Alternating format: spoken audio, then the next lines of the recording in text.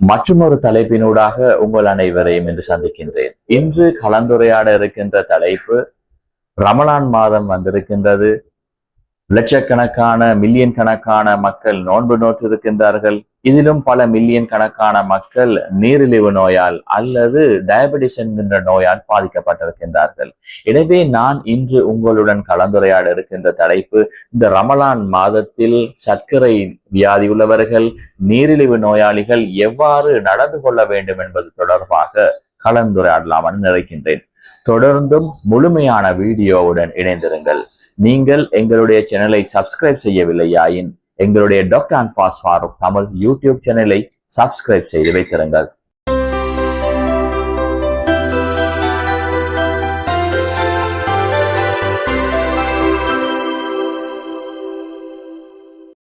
நீரிழிவு நோய் என்றால் என்ன? குறிப்பாக டயபெட்டிஸ் என்கின்ற நேரத்தில் எங்களுக்கு 2 வகையான டயபெட்டிஸ்கள் காணப்படுகின்றது. அதனை நாங்கள் டைப் 1, டைப் 2 என்கின்ற சொல்கின்றோம். டைப் 1 என்கின்ற டயபெட்டிஸ் நோயை பார்த்தோம் என்று சொன்னால் அதில் குறிப்பாக இன்சுலின் என்கின்ற ஹோமோனின் குறைபாடு காணப்படுகின்றது. குறிப்பாகவே இந்த டயபெட்டிஸ் என்கின்ற நோயில் இன்சுலின் என்ற ஹோமோனின் பங்கு இருக்கின்றது. ஏனென்று சொன்னால் எங்களுடைய குருதியின் சீனி மட்டத்தினை குறைப்பதற்காக இன்சுலின் ஹோமோன் அவசியமாக காணப்படுகின்றது. டைப் 1 நோயாளிகளில் இன்சுலின் ஹோமோன் அறவே இல்லாத நிலைதான் காணப்படுகின்றது. டைப் 2 என்கின்ற டயபெட்டிஸ் நோயாளிகள் உள்ளவர்களிடத்தில் இன்சுலின் ஹோமோன் காணப்பட்டாலும் கூட இன்சுலின் தொழிற்பாடு முறையாக இடம்பெறுவதில்லை. இதன் காரணமாகத்தான் இந்த நீரிழிவு நோய் அல்லது சர்க்கரை வியாதி அல்லது டயபெட்டிஸ் என்கின்ற நோய் ஏற்படுகின்றது. அதே போன்றுதான் 3வது தரப்பினராக நாங்கள் கருத போனால் பிரெக்னன்ட் லேடிஸ் அல்லது கர்ப்பிணிகளிலும் கூட இந்த நீரிழிவு நோய், கர்ப்ப காலத்தில் ஏற்படுகின்ற நீரிழிவு நோயும் காணப்படுகின்றது. இவ்வாறு 3 வித்தியாசமான வகையான நீரிழிவு நோய்கள் காணப்படுகின்றது. எனவே இந்த நீரிழிவு நோய் காணப்படுகின்றவர்களிடத்தில் எவ்வாறு இந்த ரமலான் மாதத்தில் அல்லது நோன்பிருத்தல் மூலமாக எவ்வாறான பாதிப்புகள் இந்த நோயாளிகளுக்கு ஏற்படுகின்றது? குறிப்பாக ஹைப்போகிளைசீமியா என்று சொல்கின்றோம். அதாவது குருதியின் சீனி மட்டம் வெகுவாக குறைவடைகின்ற ஒரு நிலை ஏற்படலாம். இது ஃபாஸ்டிங், தொடர்ச்சியாக ஃபாஸ்டிங் இருக்கின்ற சந்தர்ப்பங்களில், அதனுடன் சேர்ந்து சீனிக்கான இந்த சர்க்கரை வியாதிக்கான மருந்துகள் சாப்பிடுகின்ற சந்தர்ப்பங்களில் ஒரு சடுதியாக இந்த ஹைப்போகிளைசீமியா என்கின்ற நோய் இந்த நீரிழிவு நோயாளிகளுக்கு ஏற்படலாம். அதே போன்று ஹைப்பர்கிளைசீமியா அல்லது கீட்டோசிடோசிஸ் என்கின்ற நிலை கூட இந்த சர்க்கரை வியாதி உள்ளவர்களுக்கு ஏற்படலாம். அதாவது குருதியில் உள்ள சீனியின் மட்டம் சடுதியாக அதிகரிக்கின்ற ஒரு நிலை கூட ஏற்படலாம். இது இந்த சர்க்கரை வியாதி உள்ளவர்கள் மருந்து மாத்திரைகளை பயன்படுத்தாது அதிக அளவிலான உணவுகளை அருந்துகின்ற சந்தர்ப்பங்களில் இந்த ஹைப்பர்கிளைசீமியா என்கிற நிலை ஏற்படலாம். அதே போன்றுதான் டீஹைட்ரேஷன் என்கின்ற விடயம். குறிப்பாக தற்பொழுது ஒரு வறண்ட காலநிலை காணப்படுகின்றது. எனவே இந்த சர்க்கரை வியாதி உள்ளவர்களாக இருக்கலாம், சாதாரணவர்களாக இருந்தாலும் கூட இந்த தொடர்ச்சியாக நீர் அருந்தாமல் இருக்கின்ற சந்தர்ப்பங்களில் உடலில் நீரிழப்பு ஏற்படுகின்றது. இதன் காரணமாக உடலில் டீஹைட்ரேஷன் என்கின்ற இந்த நிலை தோன்றுகின்றது. இவ்வாறு ஃபாஸ்டிங் இருப்பதன் காரணமாக, நோன்பு இருப்பதன் காரணமாக இந்த சர்க்கரை வியாதி உள்ளவர்களுக்கு இவ்வாறான நிலைமைகள் தோன்றுவதற்கான சந்தர்ப்பங்கள் காணப்படுகின்றது. எனவே இந்த நோயாளிகளில் அனைவரும் நோன்பிருக்க வேண்டுமா என்று பார்த்தால் இல்லை. உங்களுடைய வைத்திய ஆலோசனைகளை பெற்றுக்கொண்டு ஹை ரிஸ்க் கேட்டகரி உள்ளவர்கள் இந்த நோன்பிலிருந்து விலகி இருப்பதும் பொருத்தமானதாக இருக்கின்றது. உதாரணமாக சொல்ல போனால் அன்கண்ட்ரோல் டயபெட்டிஸ் என்கின்றவர்கள், அதாவது நீரிழிவு, இந்த சர்க்கரை, இந்த சீனி, குருதியில் உள்ள சீனி மட்டம் ஒரு கண்ட்ரோலில் இல்லாதவர்கள் இந்த நோன்பிருப்பது மிகவும் ஆரோக்கியமான விடயமாக கருதப்படுவதில்லை. அதே போன்று அண்மையில் நீங்கள் வைத்தியசாலையில் அனுமதிக்கப்பட்டிருந்தால் இந்த கீட்டோசிடோசிஸ் காரணமாக அல்லது இந்த குருதியில் உள்ள சீனி மட்டம் அதிகரித்து இருந்ததன் காரணமாக அல்லது குருதியின் சீனி மட்டம் குறைவாக இருந்ததன் காரணமாக இவ்வாறு நீங்கள் வைத்தியசாலையில் அனுமதிக்கப்பட்டிருந்தால் இந்த நோன்பு இருப்பது உங்கள் மீது கட்டாயமானதாக இல்லை. நீங்கள் நோன்பிலிருந்து தவிர்த்து கொள்ள வேண்டும் என்றே அறிவுறுத்தப்படுகின்றது. அதே போன்று கர்ப்ப காலத்தில் இந்த நீரிழிவு நோயால் பாதிக்கப்பட்டிருக்கின்ற பெண்களுக்கு கூட இந்த விடயங்களில் ஓரளவு விதிவிலக்கு அளிக்கப்பட்டிருக்கின்றது. ஏனென்று சொன்னால் இவர்களும் ஒரு ஹைரிஸ்க் கேட்டகரியில் உள்ள நோயாளிகளாகத்தான் கருதப்படுகின்றார்கள்.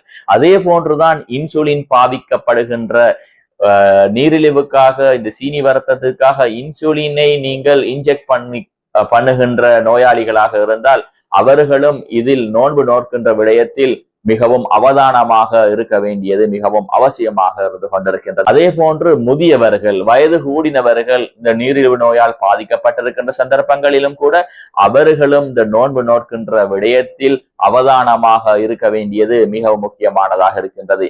எனவே நீரிழிவு நோயுள்ளவர்கள் நோன்பு நோற்பது கூடாதா என்று பார்த்தால் இல்லை. நீங்கள் உங்களுடைய நீரிழிவு, உங்களுடைய சீனி கட்டுப்பாட்டில் இருக்கின்ற சந்தர்ப்பங்களில் மாத்திரைகள் எடுத்து குறிப்பாக கட்டுப்பாட்டில் இருக்கின்ற இந்த நீரிழிவு நோயாளர்கள், உடல் சக்தி உள்ளவர்கள் இந்த நோன்பை உங்களுடைய வைத்திய ஆலோசனையுடன் நோற்றுக்கொள்ளலாம். அதில் எந்த விதமான தங்குதடையும் இல்லை. எனவே நீங்கள் உங்களுடைய வைத்தியரை அணுகுங்கள். நீங்கள் எடுக்கின்ற மாத்திரைகளை, நீங்கள் எடுக்கின்ற டோசேஜ்களை மாற்ற வேண்டிய சந்தர்ப்பங்களும் காணப்படுகிறது. ஏனென்று சொன்னால் பகல் காலத்தில் நீங்கள் நோன்பு இருக்கின்றீர்கள். எனவே உங்களுடைய மாத்திரைகளின் டோசேஜ் அளவை மாற்ற வேண்டி ஏற்படுகின்றது. அதே போன்றுதான் ஹைப்போகிளைசீமியாவை தோற்றுவிக்கக்கூடிய மருந்து வகைகளை பாவிக்கின்ற நபர்களாக இருந்தால், குறிப்பாக சல்பனைல் யூரியா என்று சொல்லப்படுகின்ற கிளிக்லசைடாக இருக்கலாம், கிளிமிப்ரைடாக இருக்கலாம், கிளிபன்கிளமைடாக இருக்கலாம். இவ்வாறு இந்த சல்பனைல் யூரியா வகை மருந்துகளை பாவிக்கின்ற நபர்கள் உங்களுடைய வைத்தியரை அணுகி இதற்கு மாற்றீடுகளை அல்லது எவ்வாறு இது தொடர்பாக இதனை பாவிக்கலாம் என்கின்ற அறிவுரைகளை உங்களுடைய வைத்தியரை அணுகி பெற்றுக் கொள்ளுங்கள். எனவே இவ்வாறு செய்கின்ற சந்தர்ப்பங்களில் உங்களுக்கு ஆரோக்கியமாக எந்த விதமான பிரச்சனையும் இன்றி இந்த நோன்பு காலத்தில் நோன்பை நோக்கக்கூடிய சந்தர்ப்பங்கள் கிடைக்கின்றது.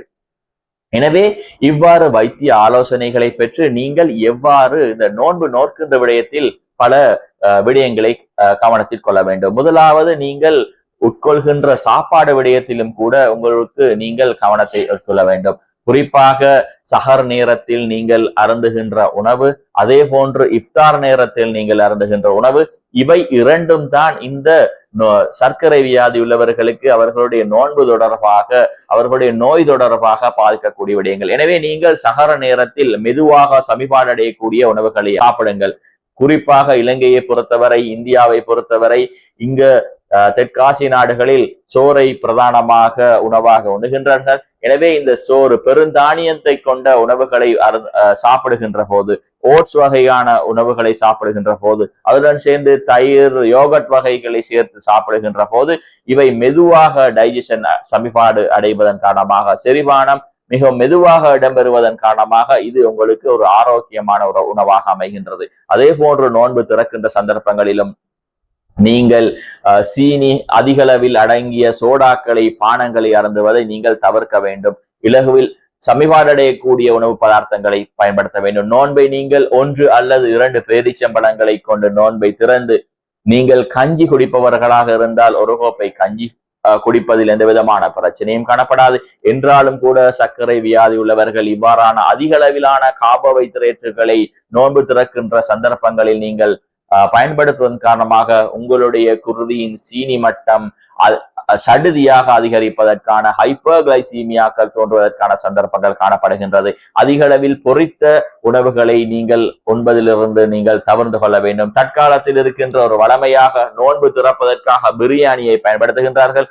இது ஒரு பிழையான நடைமுறையாகத்தான் இந்த சர்க்கரை வியாதி உள்ளவர்களுக்கு இது காணப்படுகின்றது. எனவே நீங்கள் உங்களுடைய சஹர் சாப்பாடு விடயத்தில் மெதுவாக சமைப்பாடு அடையக்கூடிய உணவுகளை அருந்துங்கள். அதே போன்று அதிகமாக உங்களை நீர் அருந்தி ஹைட்ரேஷன் செய்து வைத்துக் கொள்ளுங்கள்.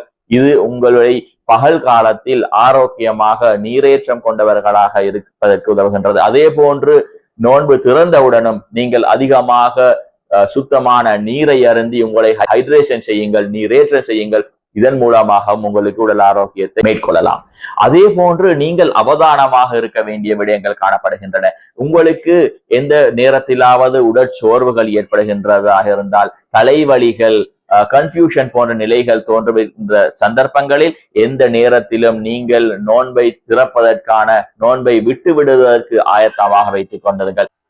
அதே போன்று நீங்கள் நோன்பு இருக்கின்ற சந்தர்ப்பங்களில் உங்களுடைய குருதியின் சீனி மட்டம் தொடர்பாகவும் நீங்கள் அவதானமாக இருக்க வேண்டும். நீங்கள் சஹர் நேரத்தில், இஃப்தார் நேரத்தில், மத்தியானம், பகல் நேரத்தில், அதே போன்று நோன்பு திறந்து 2 மணித்தியாலங்கள் கழித்ததன் பின்னாலும் கூட உங்களுடைய குருதியின் சீனி மட்டத்தை பரீட்சித்து பார்த்துக் கொள்ளுங்கள். குருதியின் சீனி மட்டம் 70 மில்லிகிராம் பர் டெசிலிட்டரை விட குறைவடைகின்ற சந்தர்ப்பங்களில் அல்லது 300 மில்லிகிராம் பர் டெசிலிட்டரை விட அதிகமாகின்ற சந்தர்ப்பங்களில் நீங்கள் உங்களுடைய நோன்பை முறித்துக் கொள்வதற்கு ஆயத்தமாக இருக்க வேண்டும். ஏனென்று சொன்னால், நான் ஏற்கனவே குறிப்பிட்டது போன்று ஹைப்போகிளைசீமியா என்கின்ற நிலை, அதாவது குருதியின் சீனி மட்டம் மிகவும் குறைவடைகின்ற நிலை. இதனால் மயக்கங்கள், கோமா நிலைகள், அதே போன்று கன்ஃபியூஷன் போன்றன ஏற்படலாம். அதே போன்று குருதியின் சீனி மட்டம் 300 விட அதிகமாக செல்கின்ற சந்தர்ப்பங்களில் டயபெட்டிக் கீட்டோசிடோசிஸ் என்கின்ற ஒரு நிலை ஏற்படலாம். இதன் போதும் கூட கோமா நிலைகள் தோன்றலாம். அதே போன்று மெய்நிலை மரண நிலைகள் கூட ஏற்படுவதற்கான வாய்ப்புகள் காணப்படுகின்றது. எனவே இஸ்லாம் உங்களை கடுமையாக இவ்வாறான நோன்பு நோக்க சொல்லி வலியுறுத்தவில்லை. நோயுள்ளவர்கள் அதிலிருந்து தவிர்ந்து கொள்வதற்கான விதிவிலக்குகள் கூட வழங்கப்பட்டிருக்கின்றன. எனவே இது தொடர்பாகவும் நீங்கள் அவதானமாக இருக்க வேண்டும். அதே போன்று நீங்கள் நோன்பு இருக்கின்ற சந்தர்ப்பங்களில் உங்களுடைய நோய் அறிகுறிகள், உடல் அறிகுறிகள் தொடர்பாகவும் நீங்கள் அவதானமாக இருக்க வேண்டும். உங்களுக்கு அதிகமாக களைப்பு ஏற்படுவதாக இருந்தால், மயக்க நிலைகள் போன்றன உணர்கின்றீர்கள் என்று சொன்னால், உடனடியாக உங்களுடைய குருதி மட்டத்தை, சீனி மட்டத்தை பரிசித்து பார்த்துக் கொள்ளுங்கள். எனவே நான் ஏற்கனவே குறிப்பிட்ட அளவை விட மாறுபடுகின்றதாக இருந்தால் உங்களுக்கு உடனடியாக நோன்பை விடுவதற்கான அனுமதி காணப்படுகின்றது. எனவே இந்த டயபெட்டிஸ் நோயாளிகள், நீங்கள் நோன்பு இருக்கின்ற விடயம் தொடர்பாக மிகவும் அவதானமாக இருங்கள். இந்த மார்க்கம் இலகுவானது, இந்த நோய் பராமரிப்பு கூட இலகுவானது. எனவே இது தொடர்பாக நீங்கள் முறையாக கவனம் செலுத்துகின்ற சந்தர்ப்பங்களில் உங்களுக்கு உங்களுடைய ஆரோக்கியத்தையும் பேணிக்கொண்டு இந்த நோன்பு காலத்தில் உங்களுக்கு இந்த கடமையான நோன்பையும் நோற்றுக்கொள்வதற்கான வாய்ப்புகள் காணப்படுகின்றது. எனவே நீங்கள் உங்களுடைய வைத்தியரையும் தொடர்பு கொள்ளுங்கள். இது தொடர்பாக மேலதிக தகவல்களையும் பெற்றுக்கொள்வதற்காக எங்களுடைய டாக்டர் அன்பாஸ் ஃபாரூக் யூடியூப் பக்கத்துடன் தொடர்ந்தும் இணைந்திருங்கள்.